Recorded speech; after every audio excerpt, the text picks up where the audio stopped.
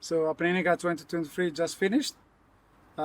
Give us a bit of your opinions, overviews, thoughts about this edition. Yeah, this edition was really incredible. I think it showed how dialed the event has become in its 5 year history, while maintaining really true, I think, to the origin and the purpose of the race. It's an incredibly challenging, difficult, maybe even. It's an incredibly technical race, but I think that makes it one of the last, if not one of the best, like true mountain biker stage races. And what about from the logistic point of view? How was this edition? We're very proud of this edition. 5 years, of course, is a big milestone for us.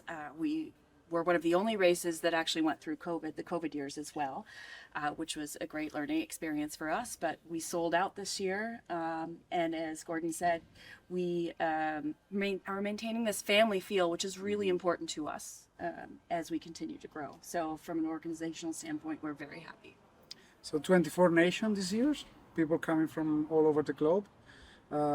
What was your experience with so many other nations? I love that. I mean, the component of being in the peloton at the front of the race and being able to share multiple languages and multiple different experiences, everybody kind of comes together in the challenge of it, and you piece together little conversations, and you share and you laugh and you do a lot of heavy breathing, of course, but you, in those intermittent moments, you kind of get to share each other's backgrounds and histories, and what's your favorite trail, and what's riding at home like, and I really value that, and the community, the family atmosphere really helps foster that, so that when when they say go and the gun goes off, you recognize you're racing each other, but you also recognize that you're there to share an experience, and that's pretty special.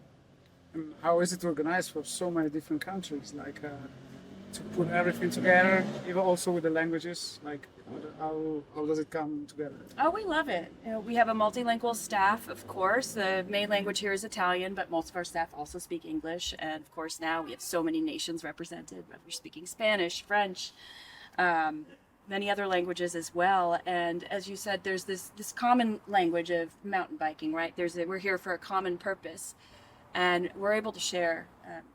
Me being from the States, I love seeing that we have so many people from North and South America now. I was cheering on Canadians this year, people from Argentina, of course, other racers from the US. So you can have that, rooting for your hometown, but also sharing in this community. It's been great to see it grow, and I love it.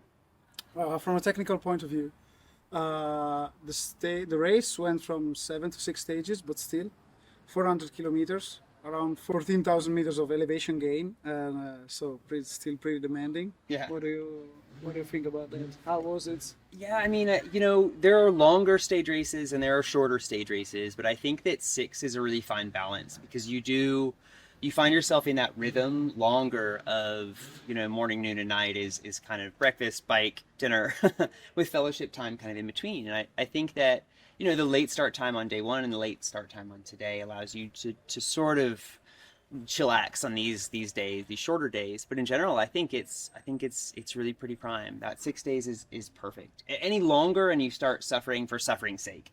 Any shorter, and I think you miss out on some of the beautiful Apennine backcountry. We would lose, one of these amazing race villages. I think we would lose some element of it that really adds and enriches the experience. And again, from the organization, like one less stage means also like one less stage venue and one less transfer. Also for the athletes, I guess it's easier to move a bit less. So how was it? Yeah, I think we've struck a good balance this year. As you've said, we don't want to lose any of the race villages. We went to several of our favorites this year. But since we are welcoming people from all over the world, from farther away, we want to give them time to adjust to the time difference, have the time to experience the full race, and be able to get back to whatever they need to get back to. So cutting it one day without sacrificing how hard it is, or that feel of the different communities. It just allows more people to come from farther away. And logistically, yeah, I actually almost found it a little bit harder because there were 2 days where we moved.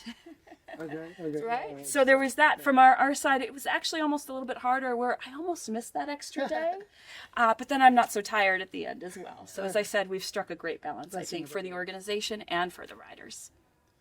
One last thing, the Italian side of the race. So food, weather was amazing. Tutto bene, Tutto tutto bene. bene. We've been so lucky this week with the weather, Yeah. like perfect, and also I'd say the feed zone are well fed. Yeah. What do you? Yeah, we don't want for calories at Appenninica. There's no question about that. Before, during, or after, the production does such a good job of making sure that Parmesan cheese is present at the finish line, and that we feel like we're not just getting bike racing sugar. We're getting really incredible meals at every race village and great breakfasts in hotels or in dorms or wherever. Like, it's very local and produced in a way that you feel like you're experiencing an Italian vacation.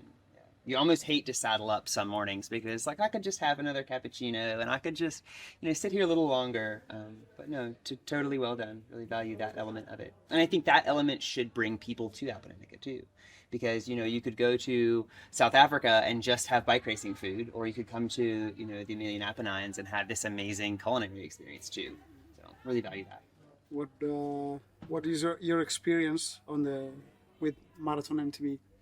I mean, so we had 3 riders here, Mike, Imogen, and myself, and we had this amazing experience where everybody was so willing and ready to share, their stories and their experiences. The media team here are incredible, so kudos to this whole squad.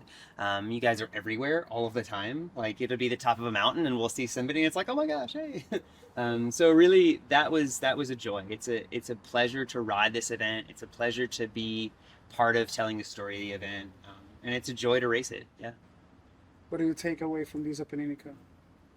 Well, I just want to get back to the Italian hospitality side of things. I have to say that the region we're in, Emilia-Romagna, is known even among Italians as being hospitable. And having some among the best food in Italy. And we really see that here. Every host village we go into has been so welcoming, from the volunteer level, whether it's the Alpini or the Pro Local, all of these local people who are making sure we're well fed, who are proud of the food and the traditions that they're sharing with us. And we feel that too. Even our organization, many of them are Italian, but coming from many different parts of Italy, and are feeling the warmth and the generosity of these small villages here in Emilia-Romagna.